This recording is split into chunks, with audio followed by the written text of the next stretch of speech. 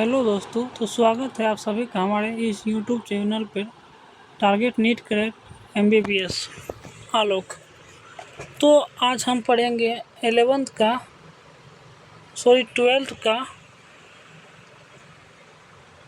जीव और समष्टि चैप्टर। हम जीव और समष्टि चैप्टर से पहले इसका यूनिट है पारिस्थितिकी। पारिस्थितिकी क्या है? पारिस्थितिकी जीवों और जीवों के बीच तथा जीवों का पर्यावरण के बीच का आपसी संबंध ही पारिस्थितिकी कहलाता है। पारिस्थितिकी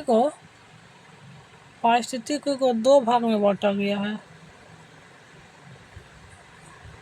पहला भाग का नाम है जैव कारक, दूसरा है अजैव कारक।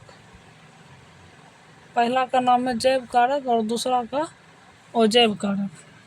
जैव कारक में क्या होता है? उसमें जीव पाए जाते हैं जिसमें जीवन होता है, जैसे आदमी, बकरी, अपघटक, जीवाणु, विषाणु।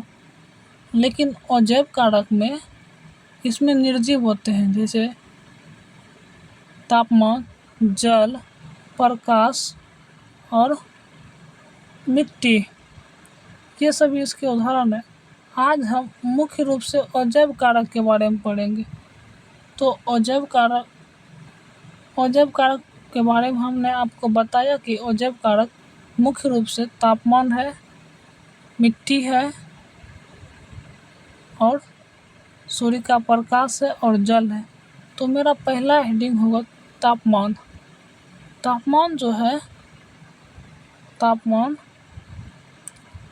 यह जीवों को एंजाइम और उपापचय के नियंत्रित करता है। ठीक, इससे आप क्या समझे? मतलब कि हमारे शरीर में जो एंजाइम बनेगा उसका, और जो हमारे शरीर में भोजन का जो पाचन होगा और ऊर्जा जो बनेगा अर्थात उपापचय होगा, उसका नियंत्रण कौन करेगा? तापमान। नहीं समझे?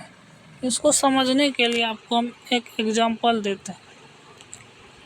अगर हमारे शरीर का तापमान 37 डिग्री जो सामान्य तापमान है, अगर उससे ज़्यादा या कम हो जाता है तो हमारे शरीर में बुखार, खांसी और कई प्रकार के जैसे उसके बीमारी के लक्षण दिखने लगते हैं।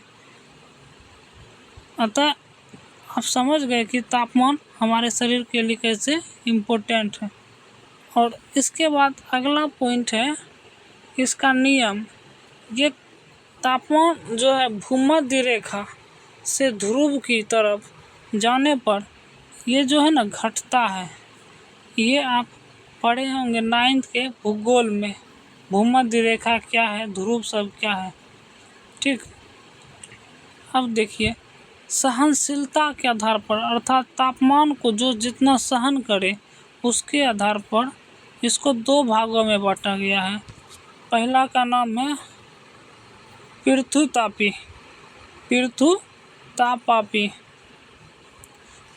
और दूसरा है तनुतापी, यूरेथर्मल और स्टेनोथर्मल। पृथ्वी तापी में है जो जीव तापमान के बड़े बदलाव को सहन कर सकता है उसे पृथ्वी तापी कहते हैं। इसका एग्जाम्पल क्या होगा? सोचिए, इसका एग्जाम्पल मनुष्य ही होगा। मनुष्य होगा, कुत्ता होगा, बिल्ली होगा। ये सभी जो है ना तापमान को सहन कर लेते हैं। परंतु तनित तापी में क्या होता है? यह केवल कम तापमान या फिर सीमित तापमान में ही जीवित रह सकता है। इसका एग्जाम्पल जो है पेंगुइन पक्षी है जो ठंडे प्रदेश में होता है। ठीक, और घड़ियाल है, छिपकली है। हमने तापमान को पूरी अच्छी तरीके से पढ़ा। अब हम अगला टॉपिक पढ़ेंगे जल। तो चलिए, जल दूसरा सबसे महत्वपूर्ण अजैव कारक है। हमारा जीवन का जो उत्पत्ति जो हुआ है ना, यही जल से हुआ है। बिना जल का हमारा जीवन संभव नहीं है। ठीक है, जल जीव के लिए मुख्य पानी का पीएच और लवणता की मात्रा सीमित होनी चाहिए। जैसे हम सब जो पानी पीते हैं उसमें कितना उसका पीएच कितना होना चाहिए, 7। अगर उसमें थोड़ा सा भी पीएच इधर उधर होता है तो वह अम्ल या क्षार गुण दिखाने लगता है।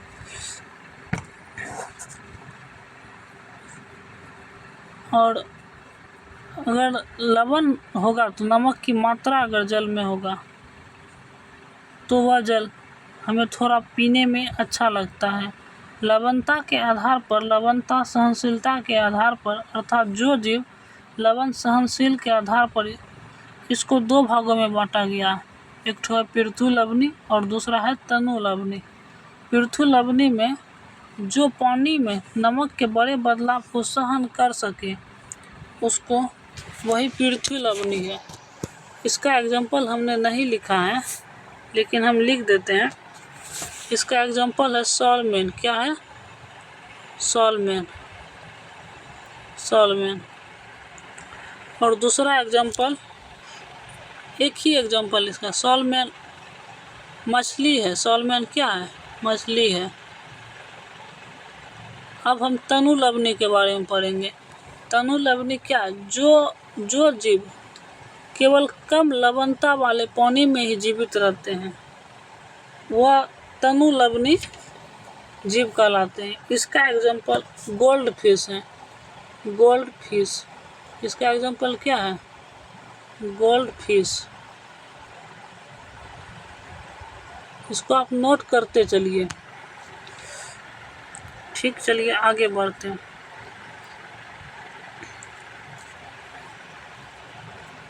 आगे है प्रकाश। प्रकाश जो है हमारे इस पृथ्वी में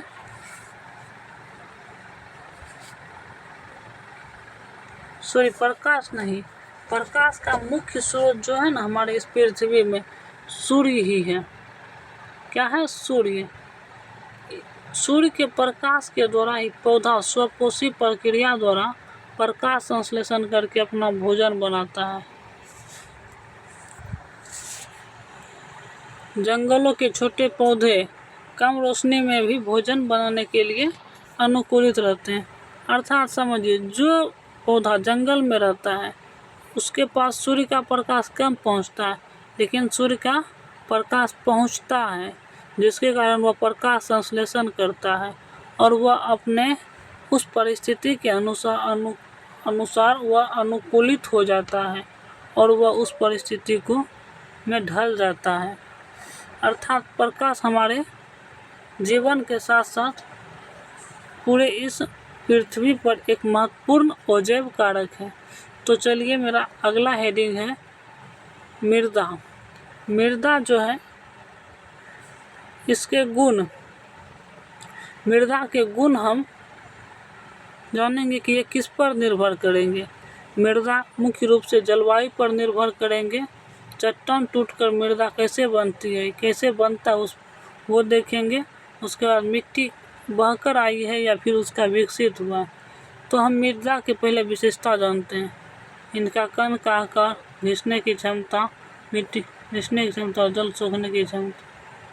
मिट्टी के गुण, उसका पीएच और खनिज मिलाकर तय करते हैं कि वह वनस्पति उगेगी।